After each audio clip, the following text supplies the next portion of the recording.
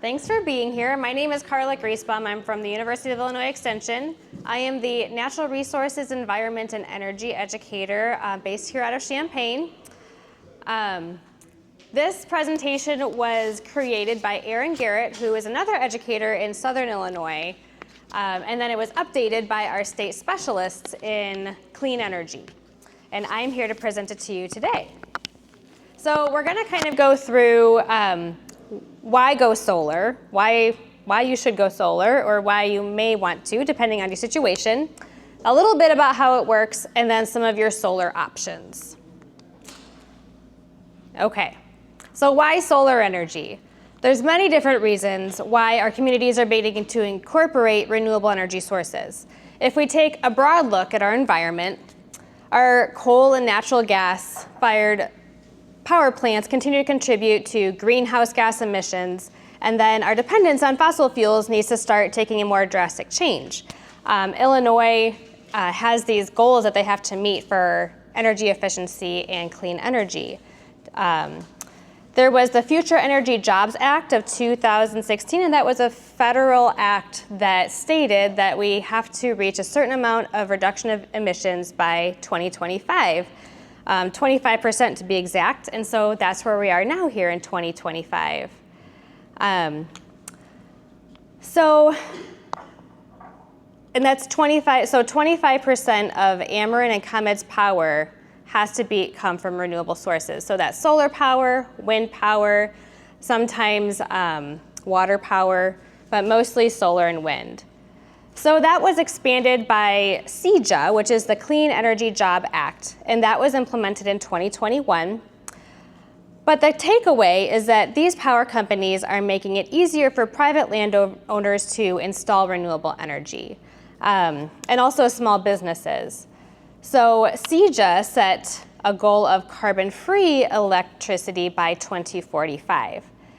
On the small scale, solar or wind can be an economically viable option for many individuals. By offsetting some of your own electricity needs, you can help reduce the demand on the electric grid, which results in a more reliable system for all customers. So some may also want to increase energy resilience by installing battery storage, which then can provide a power source during power outages. So we'll get into that a little bit later. So a few terms, just to make sure we're all on the same page. This whole system here is called either a whole system or a solar array. And this solar array has panels on it. So if you see that little red rectangle there, that's called a panel or a module. And then each of these modules are made of little cells. So if someone is talking about a whole system, they're talking about the whole solar array. And you also may hear about solar systems referred to as photovoltaics or PVs. And this is just another way of saying the system is designed to convert sunlight into energy. It's important to be a little familiar with these terms when you're looking for incentives, and especially when you're talking with a contractor or a solar vendor.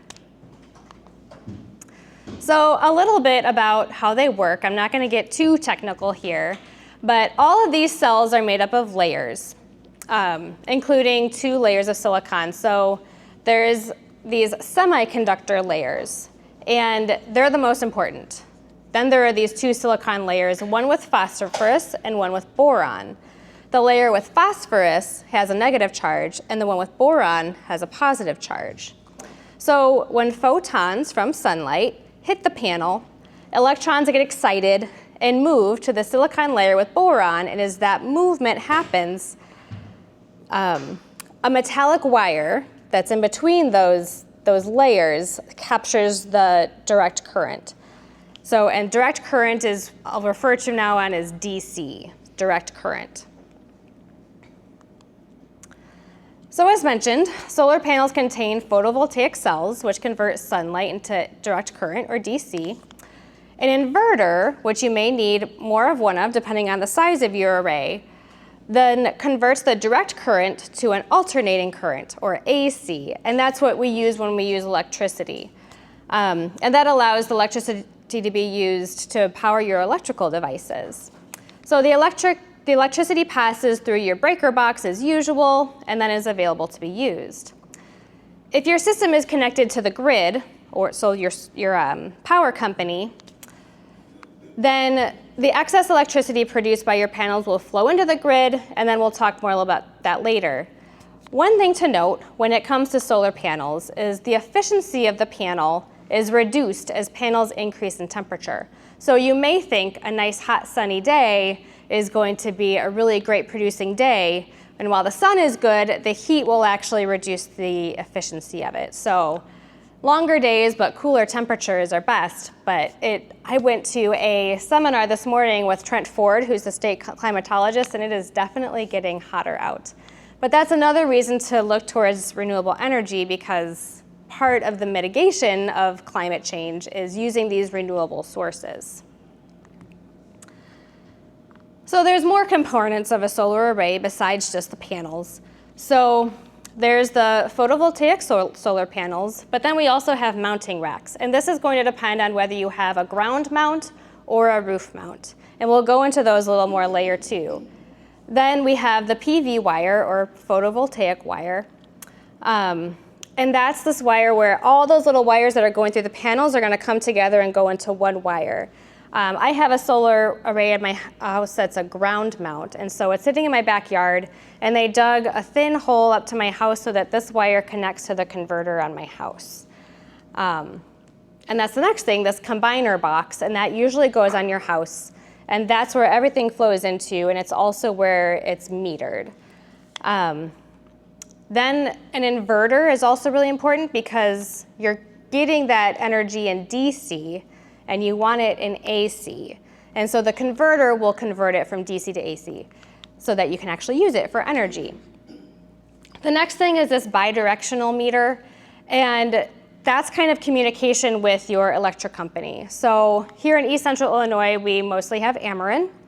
And this way, when the energy comes from our solar array system, we can use what's produced at the time, but say at nighttime, when it's not really producing anything, we're pulling energy back off the grid. So what this bidirectional meter does is it's kind of tracking the energy that's coming in, tracking what's going out, and tracking what's coming back in from the power company. So that's why it's called bidirectional. It's kind of a communicator with your electric company. And then batteries, which are optional. Batteries are something that can help you store some of your energy from your solar array, or if you only have a battery and you want to go completely off-grid, away from the electric companies, that's another way to use batteries. If you want to do that, it gets really costly. Batteries are pretty expensive, and they also don't last very long, so you're going to be replacing them. We're hoping that newer technology will make batteries less expensive and last a little bit longer in the future. You bet. So there are a few different types of inverters, and it's just kind of good to know what they are before you start talking with a contractor or a vendor for solar. So this inverter is necessary, again, because it converts DC to AC, so it's very necessary. So the first one is your string converter, and that's the least costly option. But what they don't have is this rapid shutdown ready function, and that's important in the case of an emergency where firefighters want to de-energize the solar panels. So you can purchase an add-on to remedy that issue, but that's a separate cost. So something to think about. Shading can also affect efficiency on string inverters. So if your panels are shaded at all, it might affect it there. Then, so we have the string inverters with optimizers, but that's extra cost.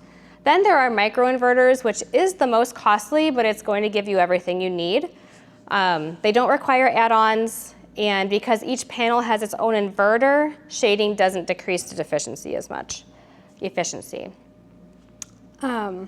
inverters with optimizers are more complicated to install, but they do allow you to monitor each panel more separately. Yeah? Sorry, I have a quick question. Yeah. What do you mean by shading? Just shade on the panels, just by trees, or, sometimes we set up panels where even some shading occurs just because the rest of the day they're getting some sunlight. So if that shading is happening with one of these string inverters, it kind of affects the whole, with the microinverter, it affects the whole system, but these string inverters, it'll only affect the panels that are being shaded at the time. Yeah. So there are also different types of solar panels. And again, it's just kind of giving you the vocabulary so that you can intelligently talk to a vendor. There's monocrystalline solar panels, and it's cut from a single crystal of silicon, and this is the most expensive. These are typically used for really big systems. So the big ones that you see out in the field, or really big companies with really big roofs. The polycrystalline are made from silicon fragments. They're less expensive. They're maybe not as efficient, but they're what are most typically used for home arrays. Then there's the thin film solar panels that are typically used in commercial applications where there's a whole lot of space. And then you have mounting racks. So you have your ground mounts or your roof mounts. The ground mount is great if you have the space for it. You can do several different things with it, so it can be stationary. Mine doesn't move. Or you can get moving panels that you can either move like manually with some sort of remote, or they automatically move with the sun. So your panels are going to face south because the sun, is more towards the equator. It's more toward the south. But still, as the sun moves east to west, your panels can also pick up a little bit more. So that's kind of something interesting you can do with a ground mount, but of course, it's going to get more expensive if you do it that way. Then the most typical for home solar, especially inside city limits, is going to be the roof-mounted array. These can be arranged on a variety of roof types, but most important thing to consider is the condition of your roof. If your roof is over 20 years old, you might want to consider replacing it before you get solar. The solar panels will actually help protect your roof and expand the longevity of it. So if your roof is pretty old, you might want to consider replacing it before putting on solar panels. So you have kind of two different options when it comes to receiving solar, and that's an at-home solar array, which we've been kind of talking about, or community solar. The second option is to buy shares in a community solar program. So this involves a utility scale solar array where you purchase a part of it. You purchase a share, kind of like a co-op. You purchase a share of it, and then you get the electricity from it for the portion that you pay for. Typically, even though you're still paying for the electricity, it tends to be a lesser cost than the energy coming from the power company. So we'll go a little bit more into it. So these community solar projects are large arrays built inside city limits or in unincorporated areas that specifically allow individuals to buy shares of the project in order to offset their utility bills. So how it works, a community solar project is built in your utility service area, and this is usually done by nonprofits or maybe the solar vendor themselves, or a community that wants to get together and say, hey, let's come together and get this done. 2, the project owners covers the upfront cost to build, maintain, and connect the project to the grid. So the cost is covered by an individual or a company. And then you as a homeowner subscribe to a portion of the solar farm's energy and pay the owner for your share. Each month, the owner reports how much electricity your share produced to the utility company, and the utility company applies bill credits to your electric account based on your portion of the electricity produced. So kind of makes sense. You're kind of like whatever portion of that solar array you have and it produces, you get those credits from your electricity company. So here's an example. Examples always help. So if your home uses 700 kilowatt hours of electricity a month and your share of the solar farm produces 650 kilowatts, you'll receive a credit on your bill for that 650. So in this case, you'd only need to pay your utility for the remaining 50 kilowatts. And I will explain kilowatts later. So you still pay the community solar farm for your monthly electric usage, but it's typically at a lower rate than your utility charges for electricity. So that's kind of where the cost savings comes in. By subscribing to a community solar project, you can support local clean energy and lower your energy bill. So it may not be like a super large reduction in your energy costs, but you know that that portion of energy that you're getting is coming from clean energy. So how about home solar? And that's kind of what we're going to focus on here today. Is home solar right for me? So we'll look at a few considerations, but you should remember to take an in-depth look at your own situation before making any decisions. And I'll also tell you that it's also really important to check out several different vendors. The first vendor that we went with estimated our costs to be way, way more than they had to be. So you want to make sure you trust the people that you're working with and that they understand your situation and they're willing to work with you and help you through the whole process. Really great vendors will also help you apply for the incentives, which I'll talk about in a little bit. So there are a few different solar connection options, and I kind of touched on this already. So there's grid connected, and that's where everything that you're producing on your solar panel is going to somehow come back to you. So as your solar panels are sucking up sun and creating electricity, in the moment, whatever you're using in your house electricity-wise is going to use that energy. Whatever is overproduced and you don't use goes back to the grid.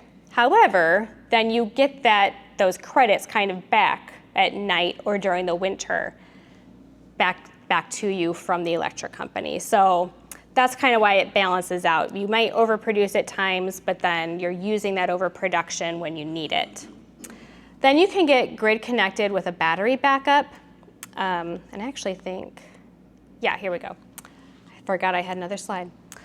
So a battery can store some excess energy and provide backup power during a power outage. So if that's something that you really want, is this idea where that's going to be kind of like my generator. I want to make sure that I have some energy in case of a power outage. If you live out in the country and it takes a really long time for your power to come back on, having a battery backup might be a good idea for you. I did mention batteries are expensive, but this would be a pretty small one. And then we have standalone or off-grid systems. And that's where you're not connected to the grid at all. You're depending on your battery that's storing the energy from your solar system. So the electricity is available when the resource is available. It will store electricity for nighttime and wintertime too, but it's a little more risky. Like you may not produce as much as you use in the winter, and then you might be really cold in the winter.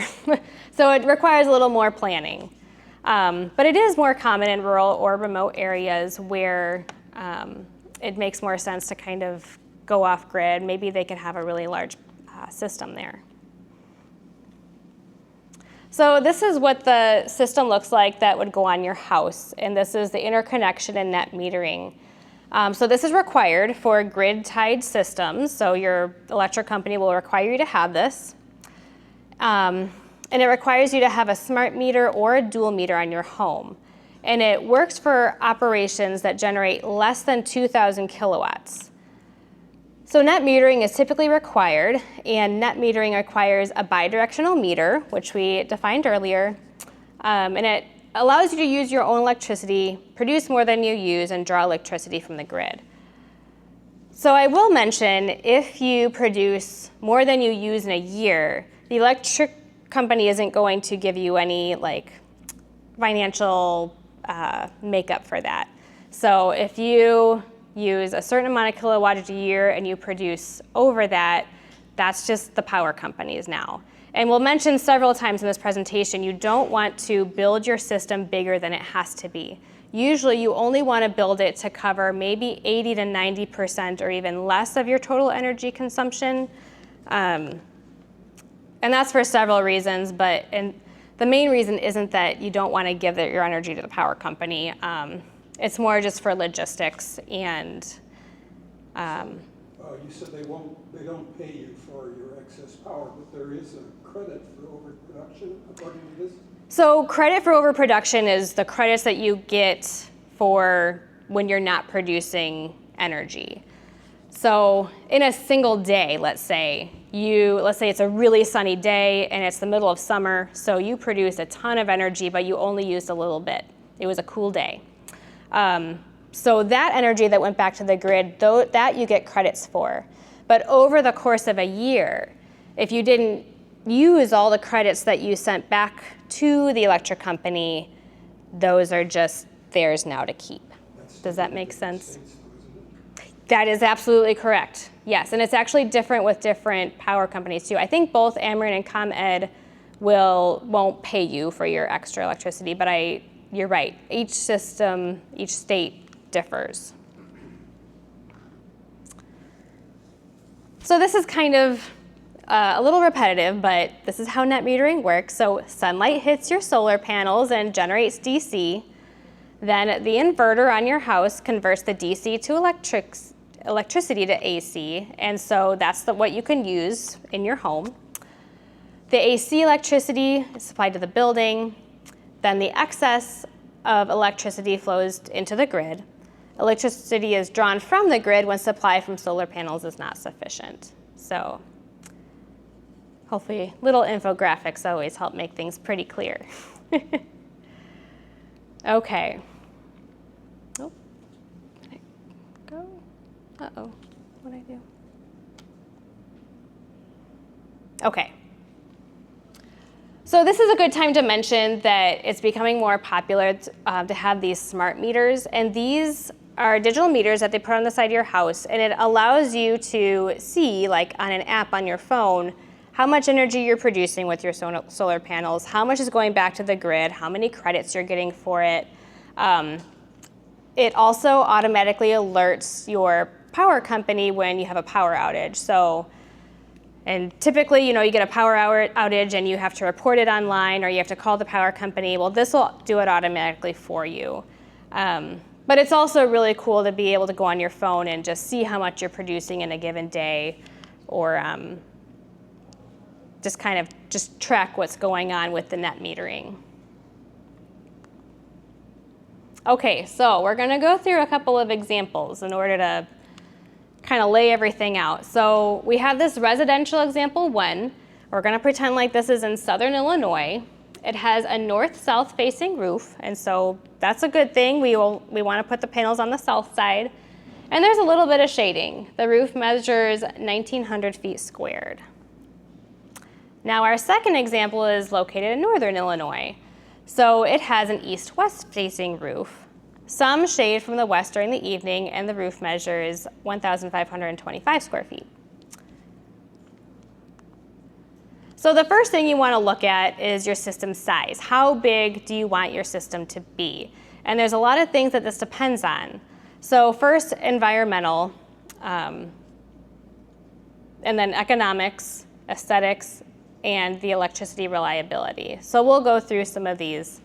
With environmental, it's just about kind of how green you want to be.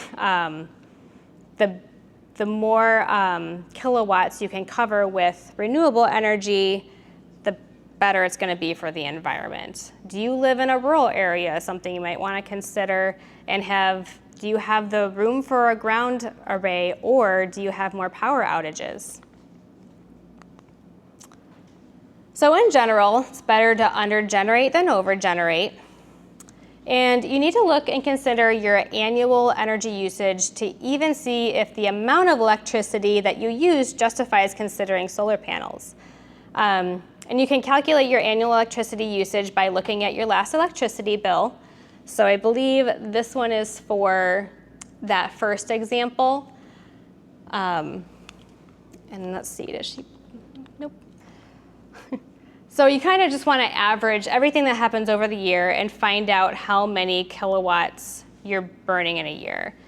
And once you have that number, you consider what percentage of your electricity usage you want to be provided by solar energy. A goal of 100% usually isn't reasonable, and you want to aim for about 50 to 75% of your load. If you do want to store energy, that will also play a role in determining the size of your system. So you might want a larger size if you want to use a battery for other uses. One thing that's come up lately is the use of electric cars, and that may want to be factored into your array if you want to use that energy to power your electric vehicle. This is another interesting fact. If you generate more than 110% of your usage, that will affect the net metering. It will also impact whether the utility sees you as an energy producer rather than just a homeowner. And if you're an energy producer, you're in a whole new world of taxes and all that good stuff. So you definitely don't want to overproduce above 110%.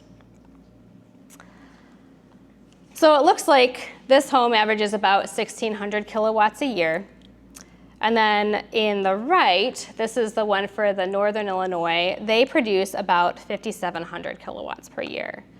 So it needs to be sized for your home. They're using a lot less energy than this home. This home probably has kids. Okay. So try to average your electricity usage over the course of 2 years if you can. That's a little more helpful than doing it for 1 year. And then also you want to ask yourself if you've taken steps to make your home more energy efficient to begin with. So how is your insulation looking? I know my husband and I had to blow some insulation into our roof a couple years ago because we realized that our home wasn't very energy efficient. How are your windows? Are they leaky? So fixing some of those issues first is a good idea before you hop into getting solar. Determining how much of your energy usage you want to be covered by solar is a starting point. Then you look at the numbers, and you may want to shift what you ultimately want your system size to be. And that may depend on the cost too. You may realize that the system size you want is a little too expensive, and so you can downsize it. So in example 1, they have 16,000 kilowatts of electricity annually. They want to go for a 50% usage, or 8,000 kilowatts, and they're not interested in storage. For example 2, they only use 5,750 kilowatts annually. They want to go for 75% of their usage covered, or 4,312 kilowatts. And there's an equation later where these numbers will come in. They also are not interested in storing any of that energy.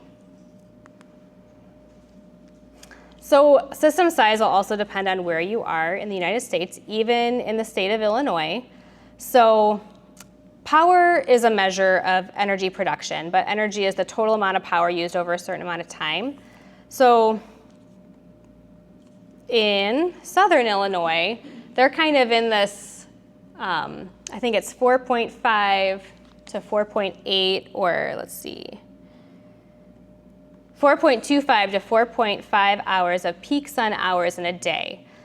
And so in order to calculate how big this array needs to be, we're going to factor that as being 4.5 hours of peak sun hours in a day. However, if you look at Northern Illinois, they're getting less sunlight. They're farther from the equator, so not as much sunlight. And of course, we here in Central Illinois are right in the middle. But up in the northern part of the state, they get about 4 to 4.25 hours of peak sun. So we'll use 4 in those calculations. So here's our equation. And we're solving for this one here, system size.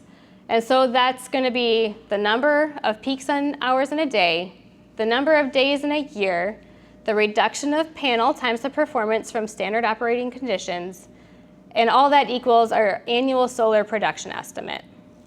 And so I'm going to go ahead, I'll put all these up because I like to start with the solar production estimate because that's ultimately what we want to cover. So we've got our 4.5 hours of peak sun per day, and we're going to multiply that by the days in a year. And then that 0.8% is kind of this a buffer zone for the solar array. So the solar systems that you put in, they don't always function at 100%. And so it's kind of this buffer zone to say, like, if it's not functioning at 100%, we want to make sure we account for that in our equation. And I will also add that these solar array systems do kind of, I don't want to say the word deteriorate because that's probably not a great word, but like every year they may produce just a little bit less because they're aging. The way that our solar vendor put it to us is that probably the age of these things are maybe like 35 to 50 years. And they usually give you a warranty up to 25 years. So something to consider that it will, every year it may produce a little less. Yeah? Is this all stuff that you need to figure out before you start shopping around and getting estimates, or is this something that the company will generally help you evaluate your needs? They will absolutely help you, and if they don't, find another vendor. I'm really here just to like give you the vocabulary, know what you're getting into, so that when you are talking to them, you might be a little more familiar. Okay, so this equation ends up being a 6.1 kilowatt system if we solve for the x on the left there. Okay, so now for the second example, we'll put all of our numbers in here. So they were going for 4,312 kilowatts a year. We put in all the rest of our information. They had the 4 hours a day, but everything else is the same. So what size system do we need? They need a 3.7 kilowatt system. So after looking at these two examples, you should be able to see that your goals, the location of your home, and your individual energy usage impact what size system is right for you. So a site assessment. There's a couple different resources that we have for site assessments. You'll need to determine if your property can accommodate that system and where it would be best located. I know my mom had a really hard time with this because she doesn't have a very big yard and her roof is super shady. But she did work with a power vendor that was able to find some space on her roof, and she's not producing 100% of her energy, but she's producing something which makes her feel really good. So it'll depend on your property's acreage, the topography, shading, the position and structure of your roof. In winter, if there's shorter days, the sun's lower in the sky, what's the solution? South-facing panels that are tilted. So there are ways to get around things. If you have a flat roof, they can tilt the panels up on your roof.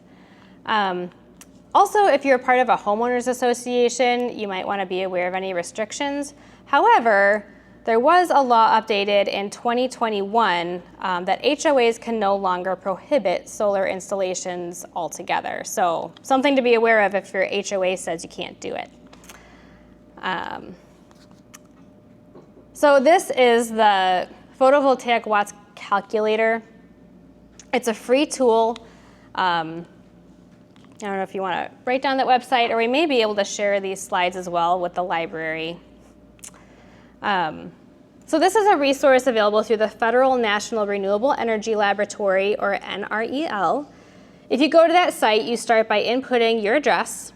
It will pull the data about your location, including peak sun hours, and then you can draw a map where you'd like your solar system to go. So we'll do example 1. So there's our house for example 1. So the calculator estimated that only a 4 kilowatt system could be installed. And if you remember, they needed the 6.1 kilowatts. And then for the second home example, there we are. Their goal was 3.7 kilowatts. And the calculator said that they have enough room for a 10 kilowatt system. So they can easily meet that 3.7 kilowatt goal. So the cost. Sun is free, but the electricity from it is not free. There's a lot of inputs that goes into harvesting that energy. And a majority of the cost of solar array is non-equipment. So it may be hard to see this graph, but these gray portions are just the module. The red is the inverter. The green is the hardware involved. The blue is the soft costs, which is the majority of the costs, and then the labor as well. But what I want you to notice is that these have gone down quite a bit, right? So back in 2011, the cost was a lot higher than it is now in 2023. They've gotten more efficient. What's under soft costs? Is that like I don't know. some kind of overhead in the form of getting the bureaucracy to cooperate? I don't think that's it. I think it's tools for the equipment, travel, like the company's marketing, that kind of thing. But yeah, ultimately, things have gotten a lot more reasonable cost-wise. Well, it's gotten better for the utility mounts than it is for the residential, so the soft costs are still fairly large. I'm curious what that could be. It could be having a roof-mounted system requires just more equipment. It may be a little more liability for the vendor. Some roofs needs reinforcement before you can put the equipment up there too, I understand. Weight-wise. That's what like the mounts provide. And you would have to pay for mounts too on a ground mount. But I think it's more just the equipment needed to get up on a roof and do the work up there. But I mean, there's probably a lot of other things that factor into it. So the cost of these two systems, the first one for a 4 kilowatt system ends up being about $10,800. And then example 2, based on 3.5, it ends up being about $9,450. And that is based, so you can estimate the cost of your system will be about $270 per watt of solar. So for residential solar, we measure in kilowatts, so that would be about $2,700 per kilowatt for installation and related costs. These numbers are averages for the United States, so costs can vary a bit from region to region. Okay, so as we all know, there are some incentives for going solar. And let's consider a few questions that you're gonna have to ask yourself before you make this decision. So what can I afford? Will my system pay for itself eventually? Are there incentives, and what are they? And there is a resource here that will tell you what your incentives are. Will the utility charge a fee? Does the utility offer net metering? And what % of my energy bill is fixed? And these are all questions that you should be able to ask your vendor, and they should be able to answer them for you. But of course, it's good to know these things before you even start talking to a vendor. Let's see, Okay. So make sure to ask for help when reviewing estimates. You can talk to an attorney about contracts from the solar vendor, and be sure to reach out to utility representatives. So that would be Ameren. So while the solar panels themselves may be warranted for about 25 years, there can be maintenance costs that need to be factored into the lifetime cost of the project, such as inverter replacements. And we'll go more in depth into the rebates utilities offers and the available state programs. So one of the first incentives is the federal investment tax credit. So that's about a 30% deduction from your federal taxes. However, this is ending in 2025, December 31st, 2025. So you'd have to have a system completely installed by the end of this year to benefit, which in September, that might be tricky to do. Still possible, but it might be tricky. You must pay federal taxes to receive this benefit, and it allows you to deduct that 30% of your solar project cost from your federal taxes. It does not depend on how much energy your system produces. Also, if 30% of your project cost amounts to more than you pay in federal taxes in a single year, you'll receive the rest of your incentive the following year. So, for example, if 30% of your project costs is $5,000, but you only paid $3,000 in taxes, you'll receive $3,000 the first year and then $2,000 the second year. So that part isn't going away. They can't, once they give you the credit, you have the credit. Yes, yes. You also want to check with your utility for rebates. So around here, we have Ameren. and they have the Illinois Distributed Generation Smart Inverter rebate. And that's $300 per kilowatt for residential systems. Receiving the rebate does not require customers to receive a lower rate for net metering credits, and the system must include a smart inverter. So this is why you want to talk to your electric company. Does anybody here not have Ameren? Okay, that's kind of what I figured. And then both utilities also offer rebates for battery storage. If your battery's nameplate capacity is, say, 8 kilowatts, for example, multiplied by 300, and so you'd get a $2,400 rebate. But that's only if you have that battery installation. Yeah? So is that a one-time $300 rebate? Yes. Okay, then your next bullet point is kind of a key issue because I don't know if it still is, but it was a couple years ago, they were doing a one-for-one net metering credit. Okay. And it was my understanding at some point that might change, so instead of getting 100% credit for each extra produced kilowatt, you might only get 80%. Okay. But I don't know if that's still the case. It is changing, and actually I have a slide on some changes to net metering coming up, which might help answer that question. Illinois Shines is another one that's really important to ask your vendor if they work with them. So when we put in solar, our vendor contacted Illinois Shines for us. They did all the paperwork for us, so we really didn't have to do anything. And this is since the passing of the Future Energy Jobs Act. The state will purchase solar renewable energy credits from your system. So this is essentially, the state needs to increase the percentage of its electricity generation coming from renewable energy. So the state wants you to put in solar.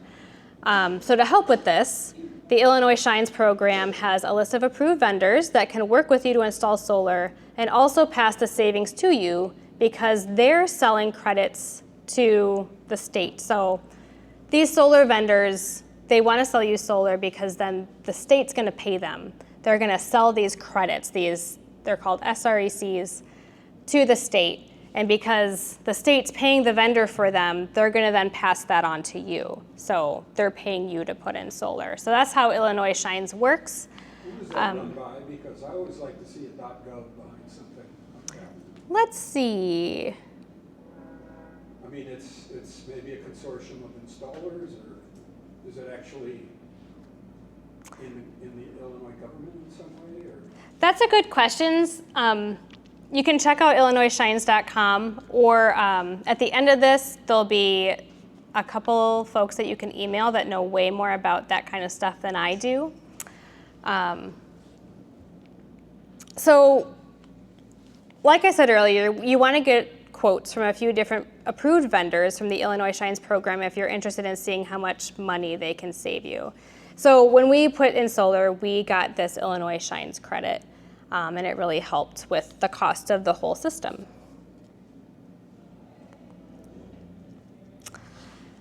So the Illinois Solar for All, so this is a state program for income-eligible participants that focuses on increasing accessibility to solar and reducing electricity costs, so for lower-income families. There's an option for owners or managers of multifamily residential buildings of 2 or 4 units if at least 2 units are occupied by households with incomes of 80% or less of the area median income. So this is a program for lower income households in order to provide help for implementing solar. But it's good to know about. So a little bit more about net metering. And we just kind of want to show you how it's going to look on your bill, on your electric bill. So this person used 1,297 kilowatts of energy.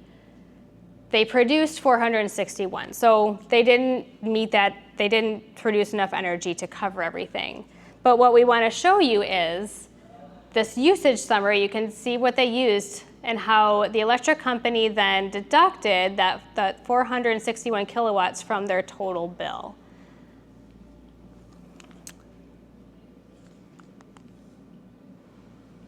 So this is that slide on, there's changes to this net metering. So this is probably what you're talking about, where pre-2025 there was this 1-to-1 per kilowatt hour credits on each part of your electric bill. And then post-2025, these credits apply only to supply section.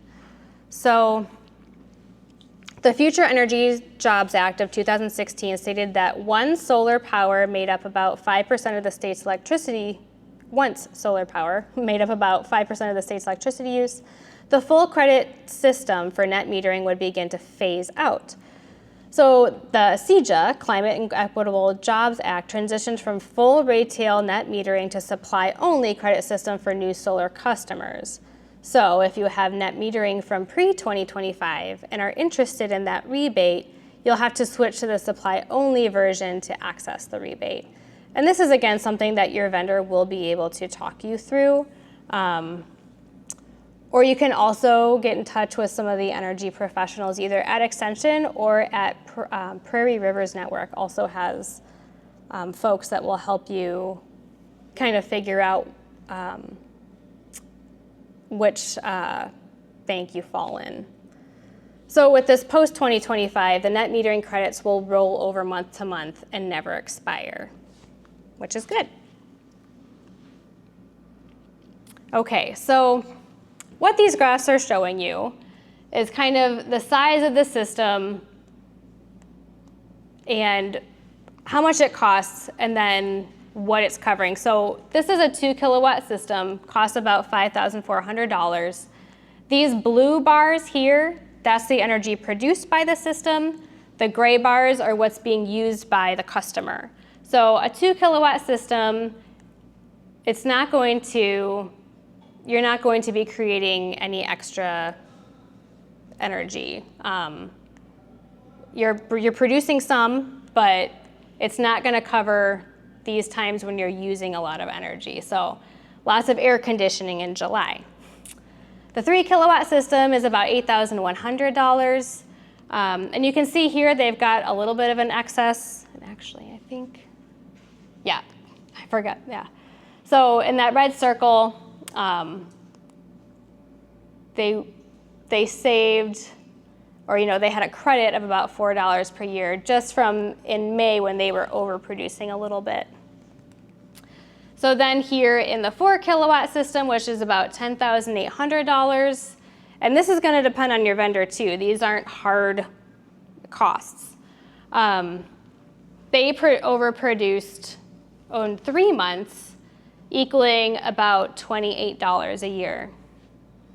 And then finally, in the 5 kilowatt system, $13,500 system, they overproduced in 4 months, which gave them a savings about $56 a year for those credits. So what those, like the $56 a year, it's the savings that you get by using the solar energy. So if you were just getting energy from your power company, it would be $56 more. So what this is kind of saying is that solar energy ends up being cost effective to you. It's not like a 1-to-1 where it costs the same as energy from coal. So that's what these numbers mean here. Does that make sense? Okay. So we have another energy bill here. The ones that we want to look at is this electric delivery, electric supply, and then taxes and other fees. So there are some charges that are always going to be on your electric bill, and that's the customer charge, the meter charge, and then taxes, of course. So the values in the blue and purple box in the center will vary how much electricity your solar system is able to generate that month and how much electricity you draw from the grid. So let's see, I think, whoops. I think in here, sorry, I'm trying to remember. Distribution of, so this is the stuff that's going to depend on your solar array system.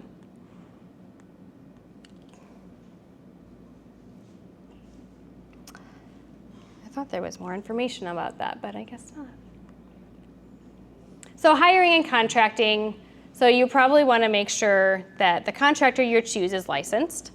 Look for someone with certifications in solar installation. It is worth it to check because there's a lot of private, just kind of family businesses that will try to sell you solar, but they're not certified. There are numerous resources available to help you find a qualified contractor. A great place to start is to look at the North American Board of Certified Energy Practitioners. So that's that www.nabcep.org. And they have records on file of the certifications received by professionals in renewable energy fields, and they request updates from all those vendors too every year. Permits and insurance. Be sure to check and see if you need a permit from your municipality or county, and also make sure you understand whether the contractor will apply for the permit or if you have to do it.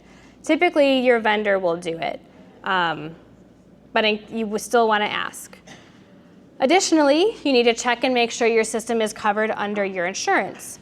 So some homeowners insurance already covers solar panels, but your utility may require you to have insurance on your system before they even put it on.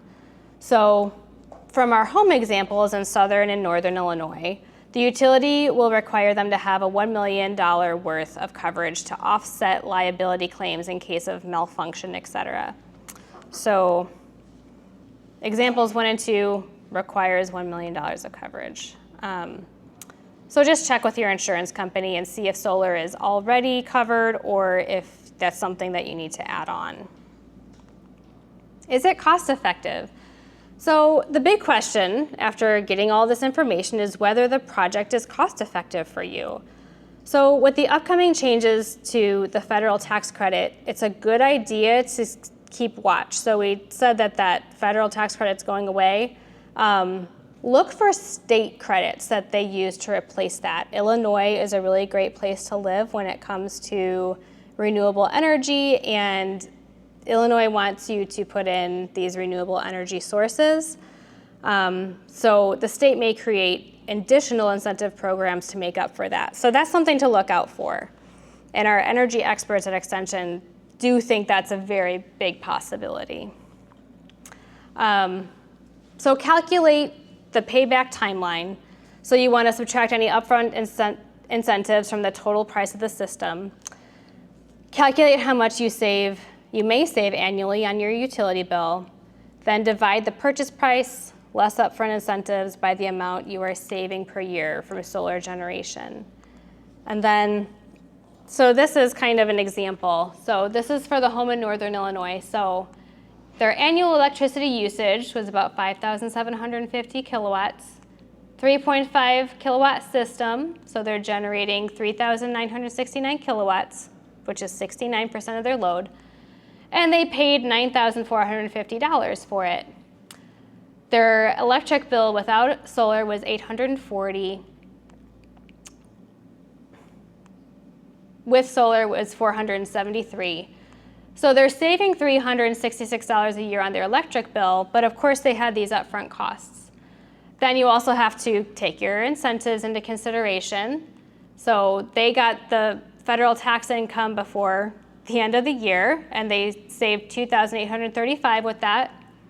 They got a rebate from ComEd of $1,050, which was the 300 per kilowatt capacity. And then they may or may not have gotten Illinois Shines. And so this ended up being calculated out that they would be seeing a complete payoff of their system in about 15 years. So the way I like to look at it is that when my husband and I decided to get solar, we decided that 15-year payoff was worth it to us because we're still paying less on a utility bill. The way I like to look at it is I'm paying almost the same amount now when I consider the upfront costs and the upfront costs and then just what we pay on our electricity bill. It's about the same as we were paying before, but now we have solar. Door's locked.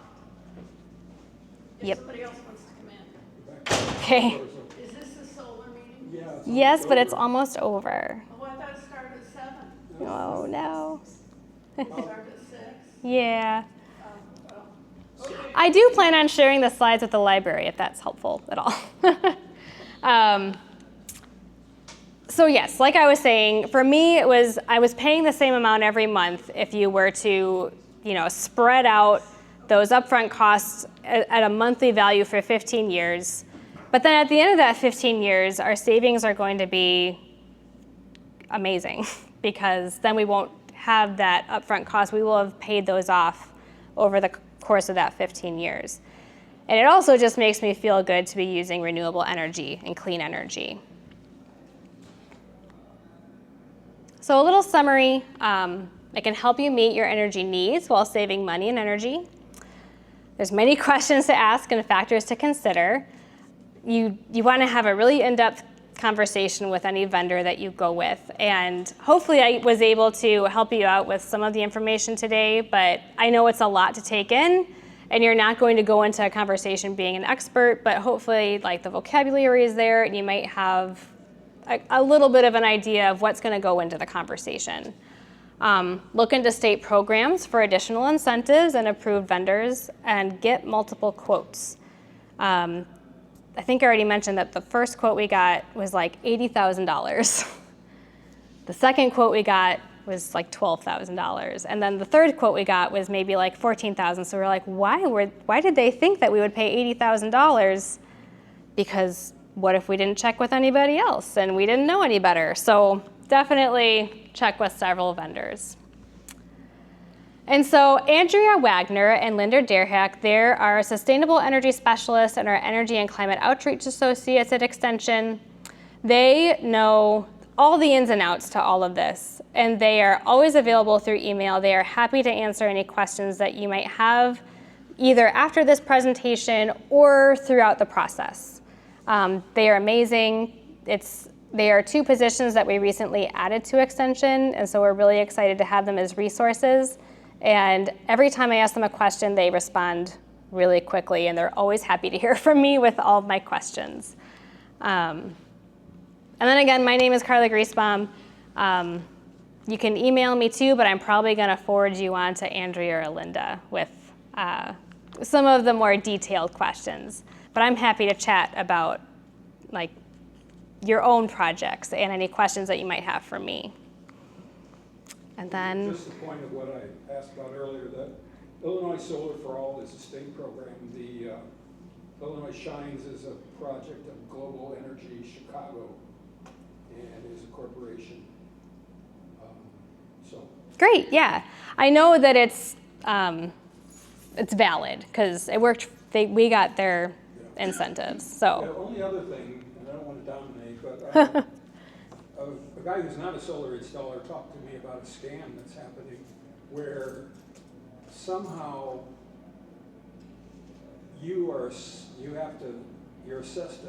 I don't know how it works, so maybe you do, but somehow you get assessed that you commit yourself to produce a certain amount of energy, and if you don't and make a shortfall, you have to pay Ameren for the commitment. Oh. And I don't know if that's because there was some kind of financing that came through an Ameren program. The guy just said that this is a scam that's happening. Yeah, I don't know anything about that, but you know, if something sounds fishy, it probably is. Well, I assume it's like a third party that helps you do the project, and then they get out of it, but then you're left holding the bag because Sure. they gave you a deal that was too good to be true, and you're going to end up having to pay Ameren or something for the energy you committed to produce through their program that you didn't. Gotcha. So, yeah. Don't go to a third vendor. Come to Extension, and we'll help you. Yeah. Are there any other questions? Yeah. You mentioned when looking for a vendor to make sure they have certificates and licenses. Is that nedcep.org? Should you just go with who they say? Are there specific certificates and licenses to look for? Or are there companies to avoid that you'll name names? I don't have a certain one I can avoid. I forget the one that wanted to charge me $80,000 for a solar system. I think the list of folks on this website they're not going to be on there if they're not certified and qualified to install. And if they're not on that list, probably just avoid them? Yes, absolutely. Yep. Anything else?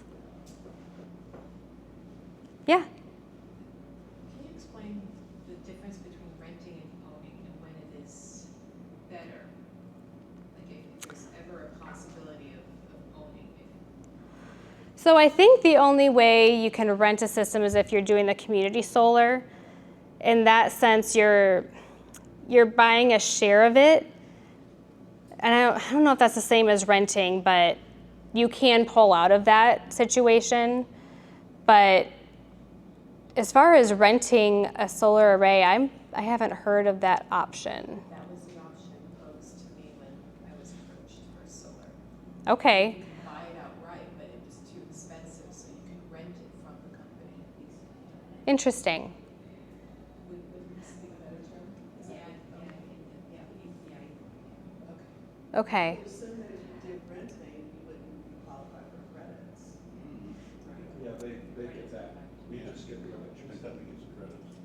What was the? Are you renting?